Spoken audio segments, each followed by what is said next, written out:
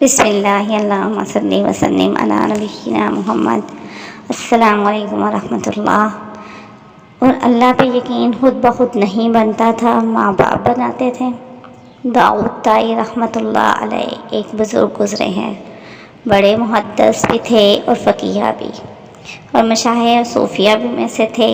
امام اعظم ابو حنیفہ رحمۃ اللہ علیہ کے ہاں جو خاص شاگرد تھے نا 40، جو فتویٰ لکھنے میں اور مشورہ دینے میں کام آتے تھے، جو مجلس مشاورت تھی، یہ اس میں سے ایک تھے۔ بہت تقویٰ کے پہاڑ تھے۔ وہ اپنے بارے میں خود بتلاتے ہیں کہ میری عمر 5 سال کی تھی تو میرے ماموں گھر آئے اور کہنے لگے کہ داؤد اللہ کو یاد کر لیا کرو۔ میں نے کہا کیسے یاد کروں؟ ماموں کہنے لگے جب تم سونے لگو نا بستر پہ تو اس وقت تم یہ کہہ لیا کرو کہ اللہ میرے ساتھ ہے، اللہ مجھے دیکھتا ہے، بس یہ کہہ دیا کرو، پھر سو جایا کرو۔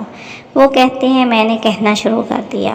پھر کچھ عرصہ بعد ماموں سے ملاقات ہوئی تو کہنے لگے اللہ کو یاد کرتے ہو؟ میں نے کہا ہاں۔ وہ کہتے اتنا ہی کافی نہیں بلکہ اب کچھ زیادہ اللہ تعالیٰ کو یاد کرو۔ تو پھر کہنے لگے میں سونے سے پہلے اللہ مجھے دیکھتا ہے، اللہ میرے ساتھ ہے، آنکھ بند ہونے تک کہتا رہتا۔ اب جو بات بندہ روز کرتا رہے اس کا دل پہ اثر تو ہوتا ہے۔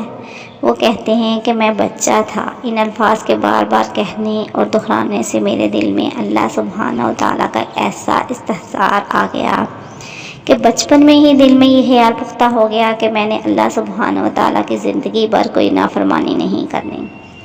اللہ اکبر! بچوں کا والدین کس قدر پختہ یقین بنایا کرتے تھے۔ سبحان اللہ۔ السلام علیکم ورحمۃ اللہ۔